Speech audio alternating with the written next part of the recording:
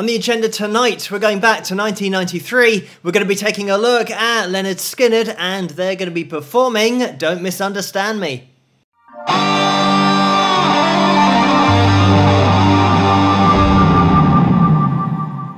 Hello, Phil here from Wings of Pegasus, and welcome to another analysis video. If you enjoy this video, please give it a thumbs up and subscribe.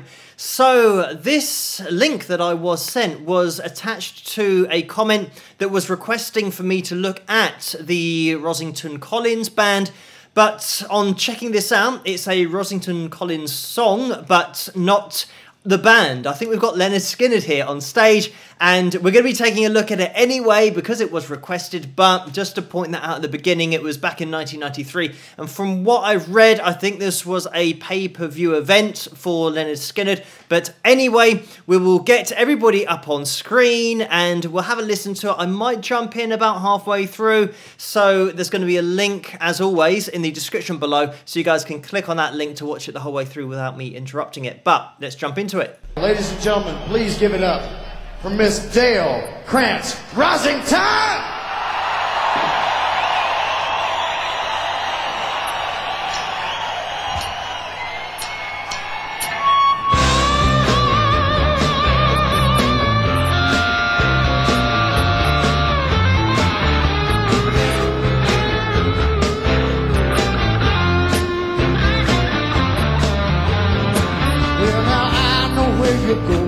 I see where you've been. Don't you know by now you never take life on the chin?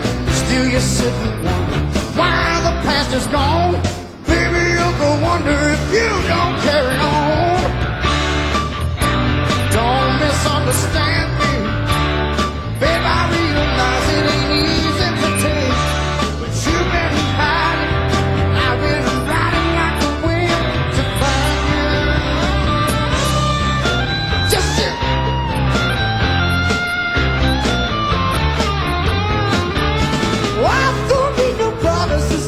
tell me the truth, Mr. Keep it honest, that's all I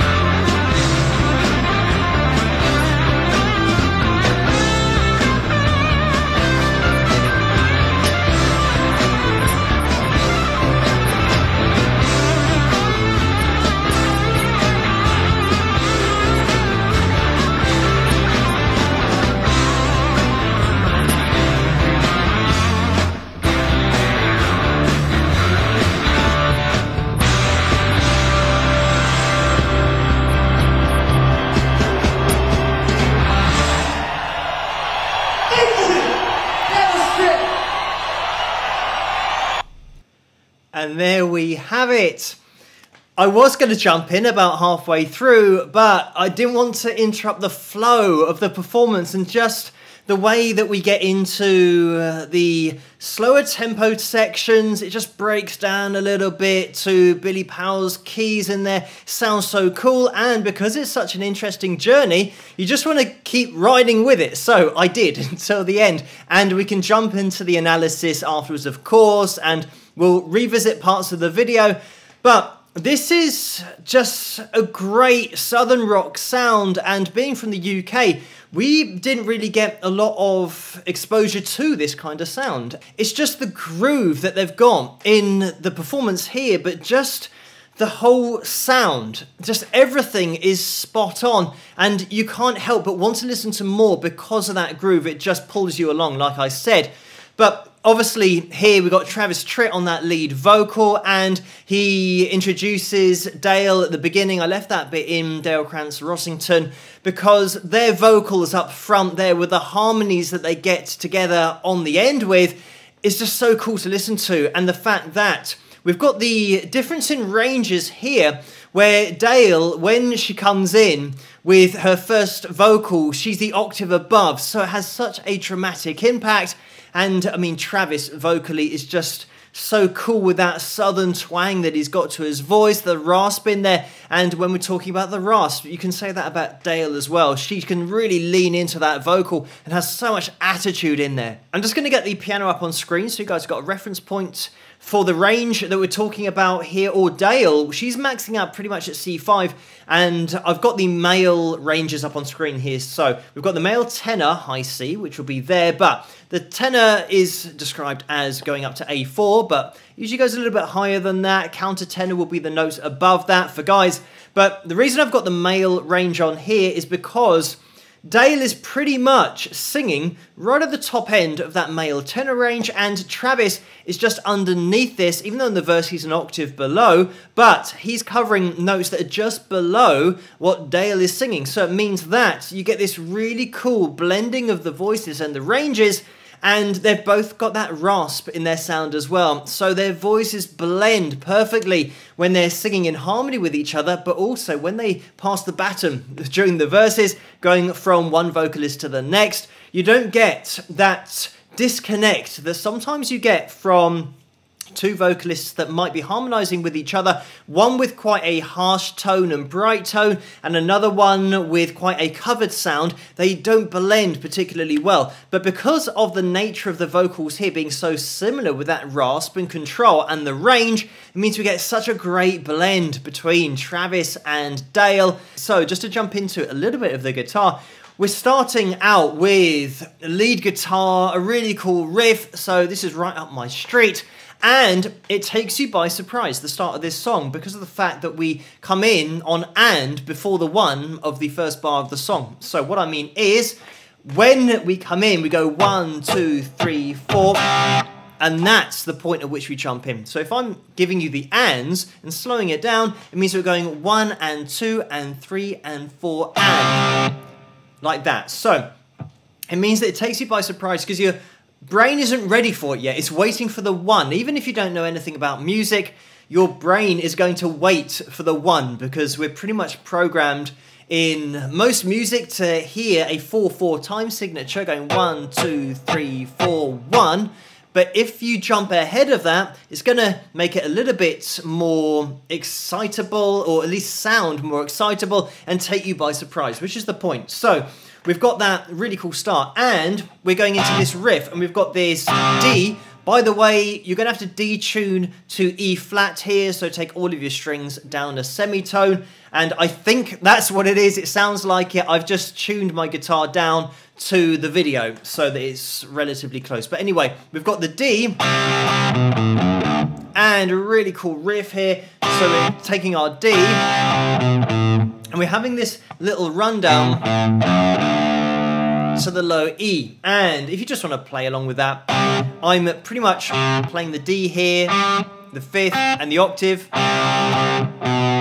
And here I'm coming in 4th fret, your A string down to 2nd fret, and then little pinch here on the 3rd fret of the low E string, 3rd fret, pinching. You don't want to go as far as the 4th fret with that, like that. It's a really subtle pinch that we have there. Kind of like that. The second time is a little bit more dramatic because it's a slower pinch down. Kind of like that. Really cool stuff. Like that. The last time, we then come in on 1 rather than jumping before the bar. We come in on the and on the other 2. So we're going.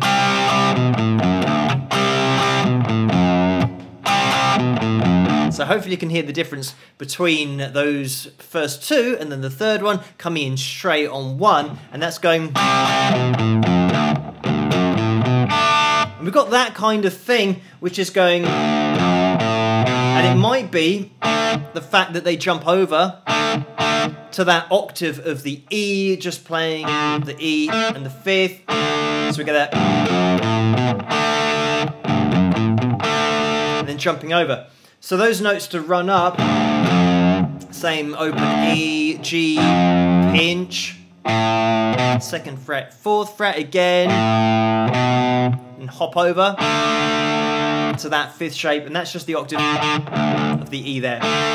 So it's a really cool riff. The way it's been thrown together, there's nowhere to relax. There's nowhere that you can lose your concentration, because we're starting off with our D. Got pinches.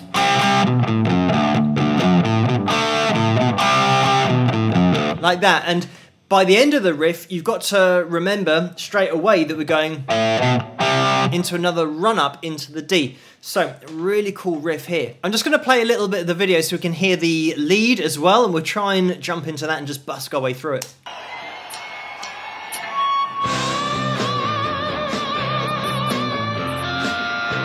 So this first bend we've got,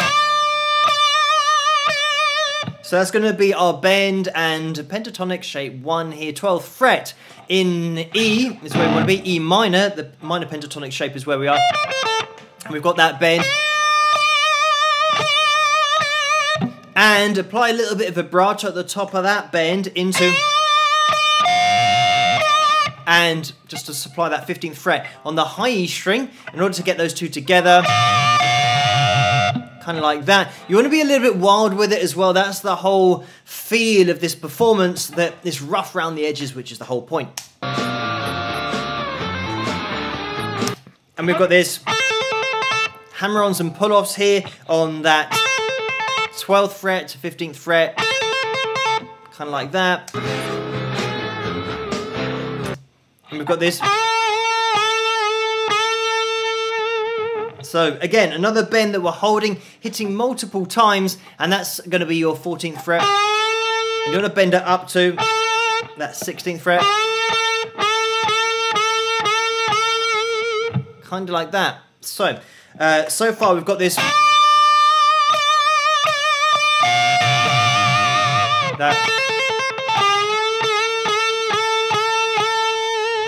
Kind of like that. And we've got this. So there's a little pull off to that 12th fret, and very aggressively picked here. Again, it's got attitude, so you don't want to start playing this really softly. You want to really, you know, be aggressive with the picking and the pull offs.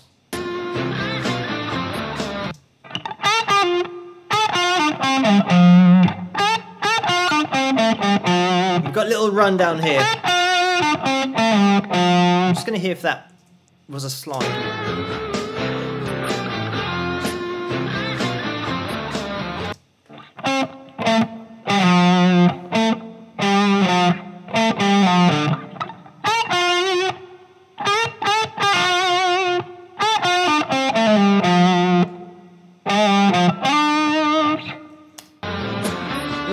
Okay, yeah.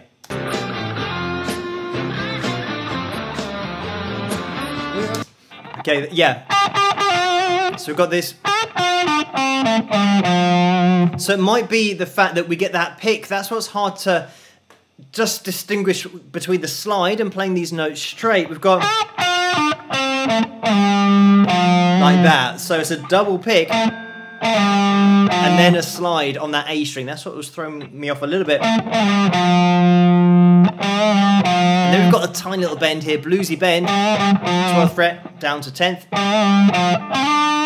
And then slide up on that D string, again 12 to 14. And then we're going to be into the verse.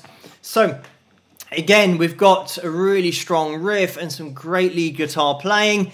And the lead guitar playing is melodic. So it's not a million notes a second. It's something that you can listen to, like I've just done there. You can listen to it, hear the notes, and then replicate it yourself playing through, because there's not a million notes a second. And in this case, the Rossington Collins Band, another great example of an intro where they're repeating lines, and the riff, when we go,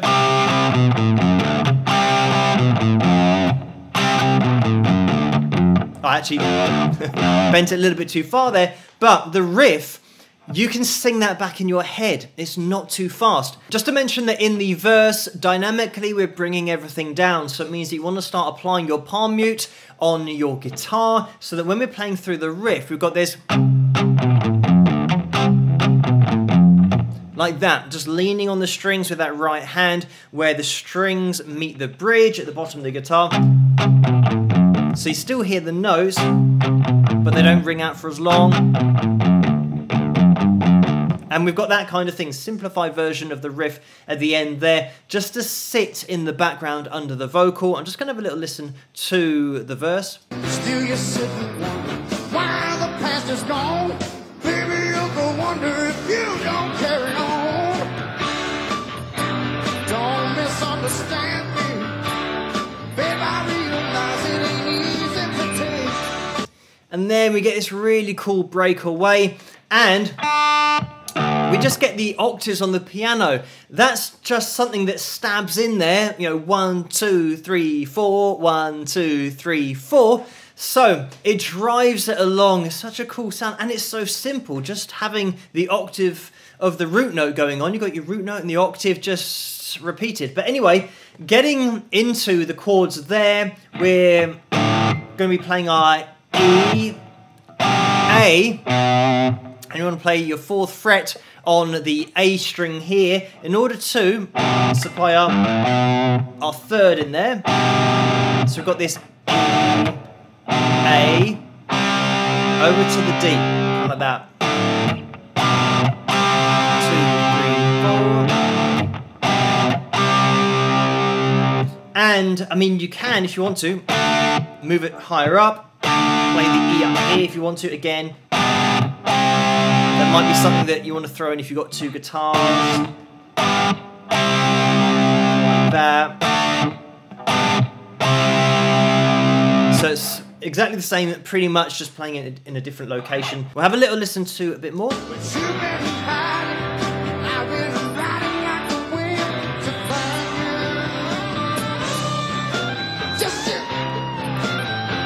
And now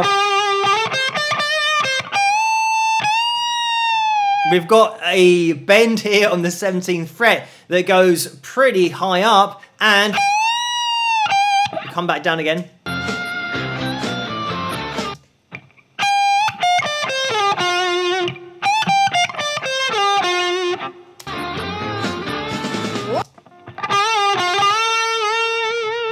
So we've got that kind of thing, this, or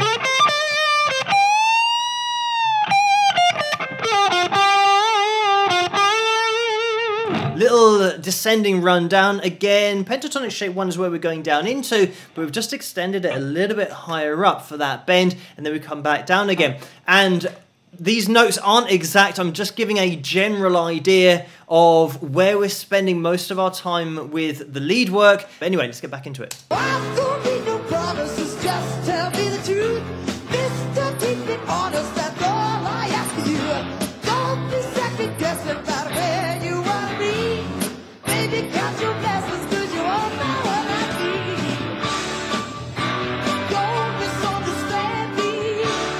I realize it ain't easy to take, but you've been hiding, I've been riding like the wind.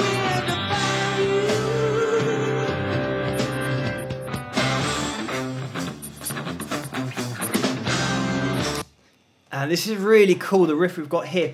Listen out for the piano, by the way, that I did mention. It makes such a huge difference when we get into that.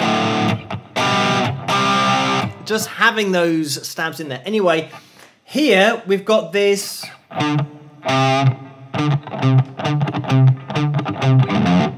And the important thing to point out here is the amount of technique we've got going on with alternate picking, because we've got this.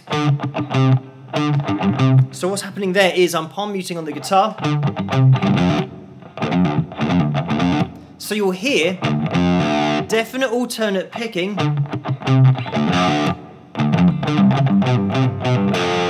We've got that kind of thing.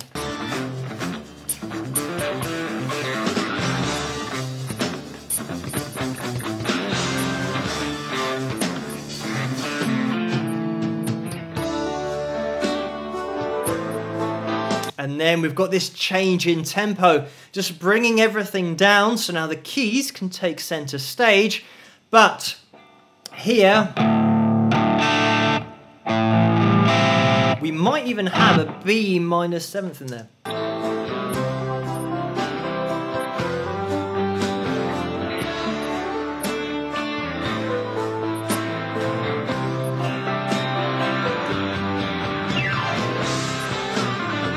And then back into another solo. But just getting into those chords.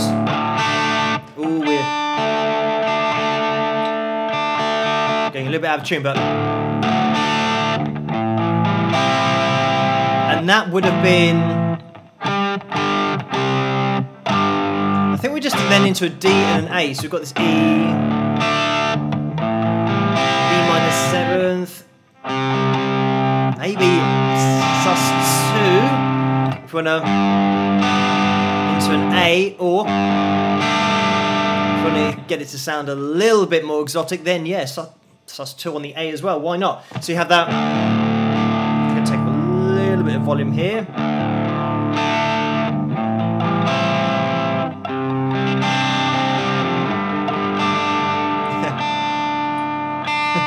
The tune is going out, but we'll just busk it out.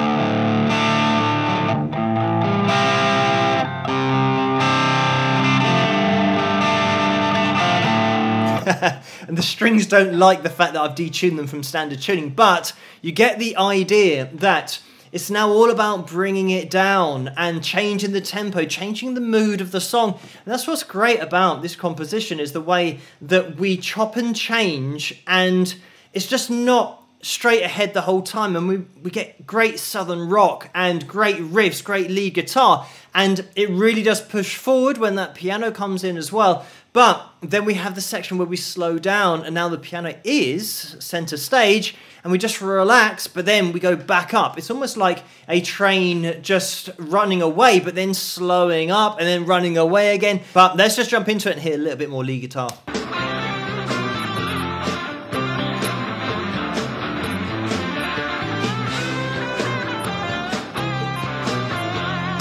And there we're not through the solo yet, but.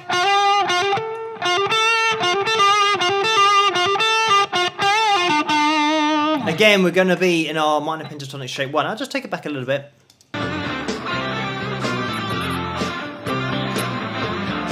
Yeah, again, that little run with the slide down and the. Just repeating a phrase 2 or 3 times, just sticking some hooks in there. Really cool playing here. Control. Sliding, vibrato, you name it, it's all in there. So fantastic. Solo the way this has been pieced together, but again, it's got that attitude in there and not a great deal of distortion. I'm probably a little bit heavier than the tone that Randall has here, but again, it's so engaging throughout the whole solo. And that. I've mentioned about this bend before, which in your minor pentatonic shape 1, you can take that 14th fret, just place that in there, because that's a note from your major scale, but it's really cool to throw in there and then bend up to that minor pentatonic. that kind of thing. And that's exactly what Randall's doing here, but then taking it back down to the minor pentatonic afterwards. So just mixing that major and minor scale, classic blues, but with that rock twist by going back to the minor and not spending a lot of time. We're not kind of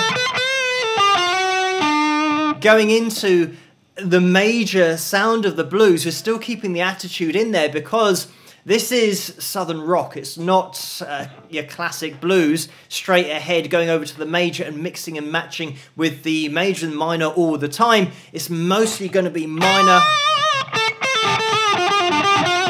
that kind of thing.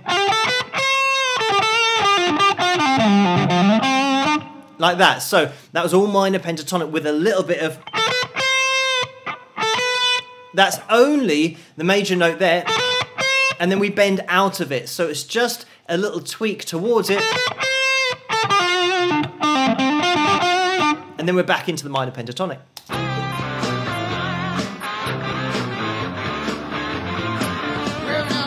There we have, and there's kind of like that. And then we're back into the vocal. So I might just move it towards the end, see if we get any other lead guitar going on.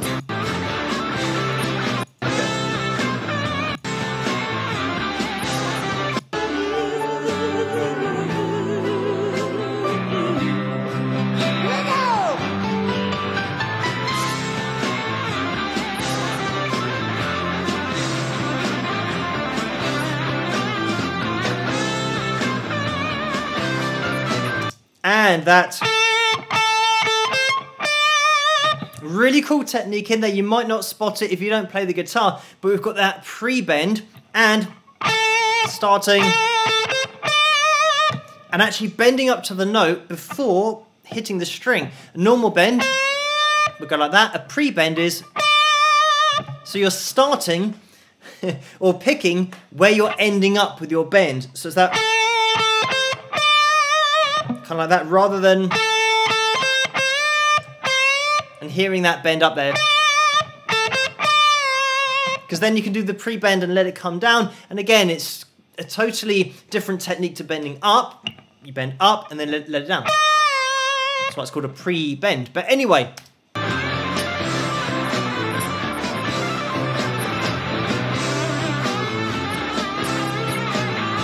and there we have it. Now we've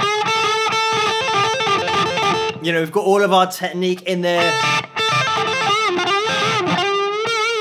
It's all in there, and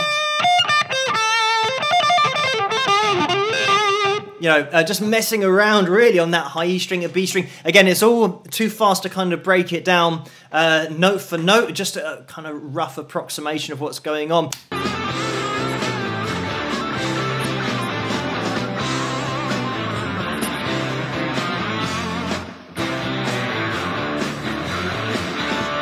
And we did work our way down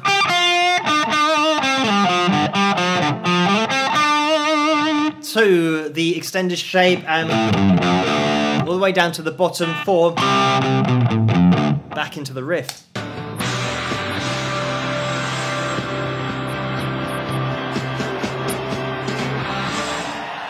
And there we had it, just that, the A, and then building up on that D before the finish. So really cool performance here, just across the board. I mean, vocally spot on, and just the overall feel. Rough around the edges, but it's done really well, because, I mean, bands can sound rough around the edges, but sound not very good. But this is rough around the edges in terms of the attitude that you get with this overall sound, and that's with the rasp on the vocals, but then the way the guitar's being played, little bit of distortion, but playing with an aggressiveness. And when we're going into, just going for it on the guitar a little bit as well. When you hear a great band, you don't hear lots of individual instruments that sound separated, you hear a personality. They've got their own sound, and that's definitely what we get here with that attitude and just the way it's been executed. You can really just sit back and enjoy this. But thank you guys for requesting this video for me to take a look at. Keep those suggestions coming in the comments below. Let me know what you guys think, and if you did enjoy this video, please give it a thumbs up and subscribe, and I'll see you guys at the next one. Rock!